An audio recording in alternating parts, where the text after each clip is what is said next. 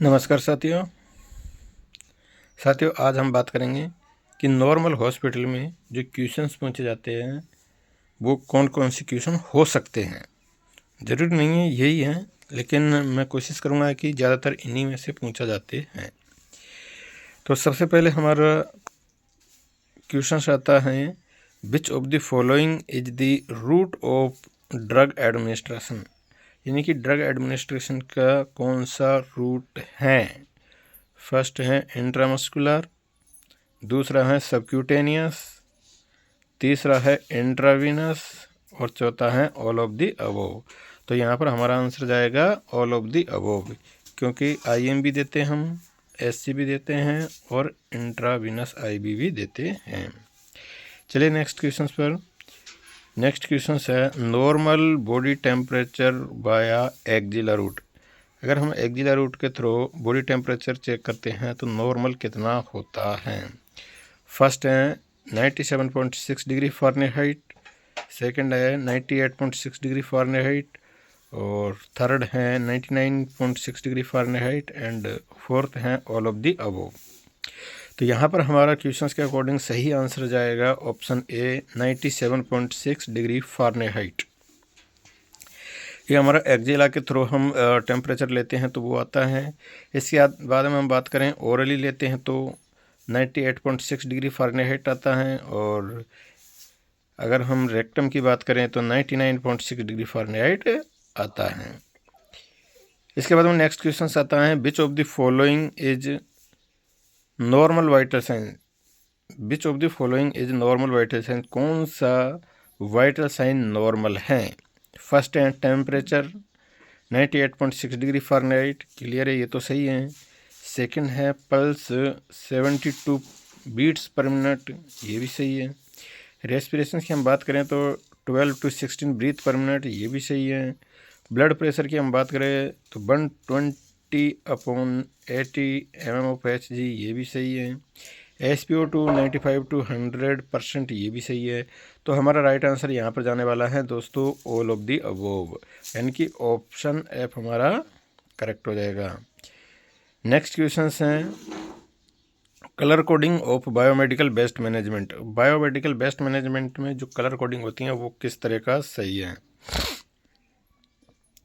तो ब्लैक में general waste लिया जाता है, बिल्कुल सही है। येलो में infected body parts and items लिए जाते हैं, बिल्कुल सही है।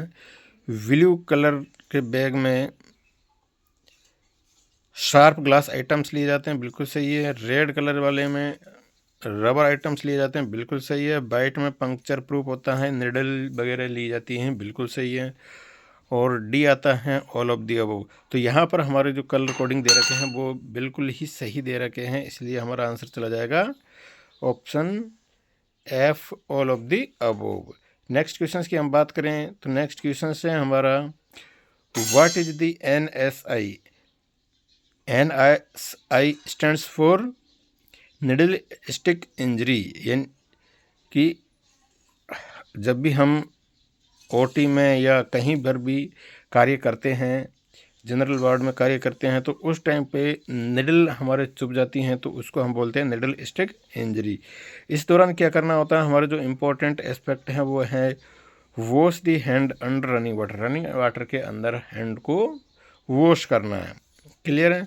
नेक्स्ट हमारा क्वेश्चन आता है question number 6, angle of IV injection administration. जब भी हम आईवी इंजेक्शन एडमिनिस्टर करते हैं तो उसका एंगल क्या होता है। तो देखिए यहाँ पर हमने सभी तरह का बता रखा है।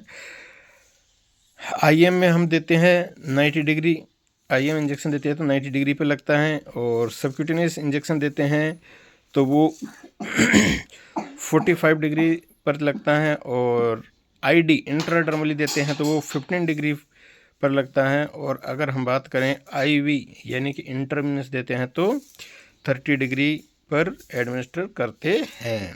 Is that clear. चलिए नेक्स्ट क्वेश्चन की ओर मूव करते हैं।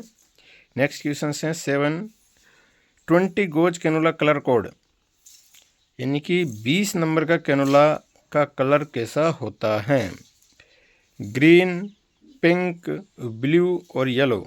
तो हमारा यहाँ पर राइट आंसर जाएगा पिंक। जो पिंक कलर का कैंडुला होता है उसका कलर पिंक कलर का होता है और उसकी गोज की बात करें तो 20 गोज का होता है। ग्रीन होता है वो 18 गोज का होता है, ब्लू होता है 22 गोज का होता है और येलो होता है वो 24 गोज का होता है। Is that clear? Next question की ओर मूव करते हैं। Question number 8। क्वेश्चन नंबर 8 है compression and ventilation ratio of CPR in infant. कोई से भी इन्फेंट में जब हम CPR देते हैं, कार्डियोपल्मोनरी रिससिटेशन करते हैं, तो कंप्रेशन एंड वेंटिलेशन का रेशियो कितना रहेगा? इन्फेंट की पूछ रहा है। हम पहले बात करते हैं इन्फेंट की। तो इन्फेंट में हम बात करें अगर सिंगल रेस्क्यूर हैं तो 30:2। अगर ध्यान रखिएगा, अगर सिंगल रेस्क्यूर है, अगर क्वेश्चन में कहता है सिंगल रेस्क्यूर हैं तो 30:2 कंप्रेशन, यानी 30 कंप्रेशन और 2 वेंटिलेशन देना है हमें। एंड अगर डबल रेस्क्यूर हैं, क्वेश्चन में दे रखा है कि डबल रेस्क्यूर हैं तो हमें 15:2 का रेशियो रखना है, यानी कि 15 तो हमको क्या देना है, कंप्रेशन देना है एंड 2 वेंटिलेशन देना है। क्लियर है? नेक्स्ट हम बात करें एडल्ट की भी बात कर लेते हैं। तो एडल्ट में सिंगल रेस्क्यूर हो चाहे डबल रेस्क्यूर हो, कोई फ़र्क नहीं पड़ता है, सिंगल हो या डबल हो, हमें 30:2 ही रखना है, यानी कि 30 कंप्रेशन देने हैं एंड 2 वेंटिलेशन देने हैं। क्लियर है? चलिए अब हम बात करते हैं नेक्स्ट। तो नेक्स्ट आता हमारा, नेक्स्ट क्वेश्चन है hand washing time. Hand washing time से रिलेटेड क्वेश्चंस कभी कभी पूछ लिया जाता है। तो हैंड वॉशिंग टाइम, अगर हम बात करें मेडिकल हैंड वॉशिंग की, तो मेडिकल हैंड वॉशिंग 2 तरह से की जाती है। सॉरी, एक आता है एल्कोहल बेस्ड हैंड वॉशिंग और दूसरा आता है सोप बेस्ड हैंड वॉशिंग। तो जो एल्कोहल बेस्ड हम हैंड वॉशिंग आती हैं, एल्कोहल बेस्ड में उसमें जो नॉर्मली टाइम लगता है वो 15 to 30 सेकंड का टाइम लगता है। कौन सी में? एल्कोहल बेस्ड में। यानी कि हम देखते हैं कि एल्कोहल लिया, और एल्कोहल बोले तो स्पिरिट लिया, स्पिरिट लेने के बाद में हम उनको रगड़ते हैं, तो वो hand washing alcohol hand washing कहलाती है, मेडिकल हैंड असेप्सिस कहलाता है। दूसरा सोप वाली हैंड वॉशिंग होती हैं, उसमें 40 to 60 सेकंड लगते हैं, 40 to 60 सेकंड लगते हैं और इसमें रनिंग वाटर में लिया जाता है। नेक्स्ट आता है हमारा surgical hand washing. Surgical hand washing में नॉर्मली जो टाइम होता है वो 3 to 5 मिनट होता है। कितना होता है? 3 to 5 मिनट होता है। एक एस्पेक्ट और होता है कि मेडिकल हैंड वॉशिंग और सर्जिकल हैंड वॉशिंग में क्या डिफरेंस होता है। तो जो मेडिकल हैंड वॉशिंग होती हैं, उस मेडिकल हैंड वॉशिंग में जो रनिंग वाटर है वो एल्बो टू फार्म की ओर आता है, जबकि सर्जिकल हैंड वॉशिंग होती हैं उसमें रनिंग वाटर हैं वो पाल्म टू एल्बो जाता है। क्लियर है? चलिए नेक्स्ट क्वेश्चन की ओर मूव करते हैं। क्वेश्चन नंबर 10 आता है which of the following is not include in surgical checklist. कौन सा सर्जिकल चेकलिस्ट में इंक्लूड नहीं है? तो देखिएगा, हमने जनरली देखा है जो OT में जाता है पेशेंट, उस टाइम पे ये टेक्निक काम में आती है। साइन इन होता है, टाइम आउट होता है और साइन आउट होता है। साइन इन, टाइम आउट और साइन आउट होता है। यहाँ पर टाइम इन जैसा कोई एस्पेक्ट नहीं है, तो हमारा यहाँ पर टाइम इन ये बिल्कुल ही गलत हो जाएगा, यानी नॉट इंक्लूड, यह इंक्लूड नहीं है सर्जिकल चेकलिस्ट में। Is that clear? चलिए नेक्स्ट क्वेश्चन से आता है हमारा इंटूबेशन किसे कहते हैं। इंटूबेशन किसे कहते हैं? एक आता है इंटूबेशन और एक आता है एक्सटूबेशन। देखिएगा, नाम लगभग सेम से लगते हैं, इसलिए यहाँ पर लड़के गलती कर देते हैं। क्वेश्चन 11 इंटूबेशन इंपॉर्टेंट है। इंटूबेशन का मतलब होता है insertion of ET tube. ET tube बोले तो स्टेंट्स, इंटूबेशन यानी insertion of ET tube. ET tube, endotracheal tube. जब भी हम एंडोट्रेकियल ट्यूब लगाते हैं, इंसर्ट करते हैं, तो उसको हम इंटूबेशन बोलते हैं। एक्सटूबेशन, अब ये मत समझना, देखिए एक्सटूबेशन का मतलब होता है removal of ET tube. ET tube को रिमूव करना एक्सटूबेशन कहलाता है। यहाँ तक तो क्लियर? एक इंसर्ट कर रहे हैं और एक बाहर निकाल रहे हैं। इंसर्ट कर रहे हैं वो इंटूबेशन, बाहर निकाल रहे हैं वो एक्सटूबेशन। एक इससे रिलेटेड ही आता है डीकैनुलाइजेशन। डीकैनुलाइजेशन से देखिए यहाँ से नाम से तो बिल्कुल ही कंफ्यूज होंगे आप। तो डीकैनुलाइजेशन का मतलब होता है रिमूवल ऑफ ट्रेकियोस्टोमी ट्यूब। जो हम ट्रेकियोस्टोमी ट्यूब लगाते हैं, ट्रेकिया में जो ट्यूब लगाते हैं उसको रिमूव करना क्या कहलाता है? डीकैनुलाइजेशन कहलाता है। यहाँ पर कैनुला से संबंधित कोई भी गलती नहीं करना है, कैनुला से इसका कोई रिलेशन नहीं है। Is that clear? चलते हैं नेक्स्ट क्वेश्चन आता है हमारा 14 टाइप्स ऑफ कैथेटर। कैथेटर के टाइप्स बताइए भाई साहब। जो कैथेटर होता है उस कैथेटर के टाइप्स कौन कौन से होते हैं? तो देखिए यहाँ पर हम शॉर्ट में डिस्कस कर लेते हैं। एक होता है इंडवेलिंग कैथेटर, जिसको हम नॉर्मली फोलिस कैथेटर बोलते हैं। दूसरा होता है इंटरमिटेंट कैथेटर। इंटरमिटेंट कैथेटर की बात करें हम तो K90, R90 आते हैं। एक होता है कॉन्डोम कैथेटर। एक होता है suprapubic catheter. Suprapubic catheter pubic bone से ऊपर की साइड जो कैथेटर लगाया जाता है डायरेक्टली ब्लैडर में इंसर्ट किया जाता है। एग्जाम्पल की हम बात करें तो मेलिकोट कैथेटर आ जाता है। एक आता है हमारा यूरेटरिक कैथेटर। कौन सा आता है सब? यूरेटरिक कैथेटर आता है। यूरेटरिक कैथेटर का एग्जाम्पल हम बात करें तो डीजे स्टैंड आ जाता है, PCN आ जाता है। चलिए उम्मीद है यहाँ तक आपके को समझ में आया होगा। नेक्स्ट क्वेश्चन की हम बात करें 15 क्वेश्चन 15 है drug of choice of blood transfusion reaction. जब भी हम ब्लड ट्रांसफ्यूजन करते हैं तो उस टाइम पे रिएक्शन होने के चांसेस रहते हैं। तो ऐसी सिचुएशंस में हम कौन सी मेडिसिन यूज करते हैं उसको हम बोलते हैं ड्रग ऑफ चॉइस। तो ब्लड ट्रांसफ्यूजन की रिएक्शंस की ड्रग ऑफ चॉइस क्या कहलाती हैं? एसिटामिनोफेन। एसिटामिनोफेन बोले तो paracetamol, PCM। Antidote of heparin. Antidote of heparin. Heparin की एंटीडोट क्या है? हिपेरिन क्या है? हिपेरिन देखो एंटीकोगुलेंट है, यानी कि ब्लड का थक्का नहीं जमने देती है। तो एंटीडोट पूछ रहा है ये, तो हिपेरिन की एंटीडोट क्या है? Protamine sulphate. Protamine sulphate heparin की एंटीडोट है। नेक्स्ट हम बात करें 17 क्वेश्चंस की। Important ICF stands intracellular fluid. Important intracellular fluid cation component, यानी कि इंट्रासेलुलर फ्लूइड में इंपॉर्टेंट कैटायन कौन सा होता है? देखिएगा इंपॉर्टेंट दो ही होता है, एक तो सोडियम होता है और एक पोटेशियम होता है। तो ये पूछ रहा है कि इंट्रासेलुलर फ्लूइड में कैटायन कौन सा होता है? कैटायन की पूछ रहा है। तो देखिएगा कैटायन में एक होता है सोडियम और एक होता है पोटेशियम। तो हमारे B और C तो बिल्कुल ही यहाँ पर रॉन्ग हो जाते हैं। चूँकि ये इंट्रासेलुलर पूछ रहा है तो हमारा आंसर जाएगा पोटेशियम। देखिएगा सोडियम होता है, सोडियम वो कैटायन होता है लेकिन वो एक्स्ट्रा सेलुलर फ्लूइड का कैटायन होता है। सोडियम एक्स्ट्रा सेलुलर फ्लूइड का कैटायन होता है और पोटेशियम इंट्रासेलुलर फ्लूइड का कैटायन होता है। नेक्स्ट हम बात करें क्लोराइड। तो क्लोराइड होता है वो एक्स्ट्रा सेलुलर फ्लूइड का एनायन होता है। क्लोराइड एक्स्ट्रा सेलुलर फ्लूइड का एनायन होता है, जबकि फॉस्फेट इंट्रासेलुलर फ्लूइड का एनायन होता है। क्लियर?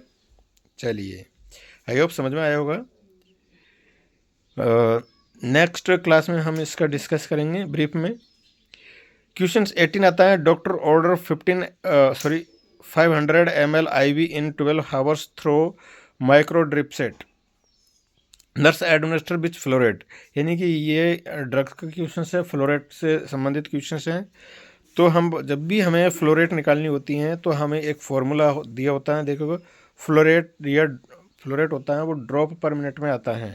फॉर्मूला है टोटल वॉल्यूम ml में लेनी है अपॉन टोटल टाइम, जो भी टाइम दे रखा है हमें मिनट में लेना है, मल्टीप्लाई करना है ड्रॉप फैक्टर से। देखिएगा ड्रॉप फैक्टर है वो दो तरह के होते हैं, एक तो होता है माइक्रो ड्रॉप फैक्टर और एक होता है मैक्रो ड्रॉप फैक्टर। जो मैक्रो ड्रॉप फैक्टर होता है उसमें 15 ड्रॉप्स निकलती हैं और जो माइक्रो ड्रिप फैक्टर होता है उसमें बहुत सारी ड्रिप निकलती हैं, बोले तो 60 ड्रॉप्स निकलती हैं। तो क्वेश्चन में हम फिट करते हैं टोटल वॉल्यूम ml में, टोटल टाइम मिनट में, मल्टीप्लाई ड्रॉप फैक्टर। तो हमारा क्वेश्चन पे दे रखा है 500 ml फ्लूइड है अपॉन 12 आवर्स का दे रखा है, तो 12 मल्टीप्लाई 60 यानी कर देंगे तो मिनट में कन्वर्ट हो जाएगा। मल्टीप्लाई माइक्रो ड्रिप सेट दे रखा है तो हम 60 से मल्टीप्लाई कर देंगे। अगर हम इसको सॉल्व करते हैं तो हमारा आंसर आता है 41.67 ड्रॉप्स पर मिनट, और यहाँ पर हमारा राइट आंसर हो जाता है। तो साथियों, जब भी ड्रॉप फैक्टर का क्वेश्चन आता है, फ्लो रेट से संबंधित क्वेश्चन आता है, तो आपको यही फॉर्मूला का यूज करना है और आपका क्वेश्चन 100% सही बैठेगा। चलिए नेक्स्ट क्वेश्चन की हम बात करें। Question number 19, doctor prescribe Eltroxin, doctor हैं उसने एल्ट्रोसिन 60 mcg डेली प्रिस्क्राइब की है। अवेलेबल डोज हमारे पास 0.12 mg है की टैबलेट दे रखी है।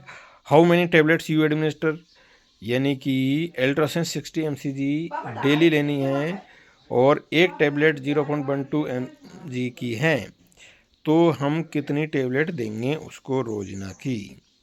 तो देखिएगा, हम ये ड्रग डोज से संबंधित क्वेश्चन है, और जब भी हम ड्रग डोज का क्वेश्चन सॉल्व करते हैं तो उसका एक फॉर्मूला होता है D/A multiply Q। D for desirable dose, A for available dose और Q फॉर क्वांटिटी। तो यहाँ पर D हमें दे रखा है 60 mcg हमें देनी है, ये डिजायरेबल डोज है। A फॉर बोले तो अवेलेबल डोज हमारे 0.12 mg की टैबलेट हैं। अब देखिएगा हमारे पास दे रखा है mcg, डिजायर डोज mcg है, तो जो भी डिजायर डोज होती है उसी में हम इसको कन्वर्ट कर लेते हैं। अब देखिएगा 60 mcg है और 0.12 mg, तो 0.12 mg को हम mcg में कन्वर्ट करेंगे तो मल्टीप्लाई कर देंगे 1000 से, तो एक टैबलेट बन जाएगी। तो ये हो जाएगा हमारा 60/120 मल्टीप्लाई 1, यानी इसको सोल्व करते हैं तो हमारे पास आता है हाफ टैबलेट, यानी कि हाफ टैबलेट हमें एक टाइम में देनी है। क्लियर है। चलिए नेक्स्ट क्वेश्चन है हमारा क्वेश्चन 20। क्वेश्चन 20 है हमारा फ्लोरेंस नाइटिंगेल से संबंधित। तो फ्लोरेंस नाइटिंगेल के बारे में थोड़ा बहुत बताइए। तो फ्लोरेंस नाइटिंगेल का जन्म 12 मई 1820 को इटली में हुआ था और इनकी डेथ 13 अगस्त 1910 को इंग्लैंड में हुई थी। फ्लोरेंस नाइटिंगेल को लेडी विद लैम्प भी कहा जाता है। इन्होंने एक बुक लिखी थी nurses on notes on nurses, इन्होंने एक बुक लिखी थी। इसके बाद में हम बात करें तो इन्होंने फर्स्ट एनवायरमेंटल थ्योरी दी थी। कौन सी थ्योरी थी? फर्स्ट एनवायरमेंटल थ्योरी दी थी।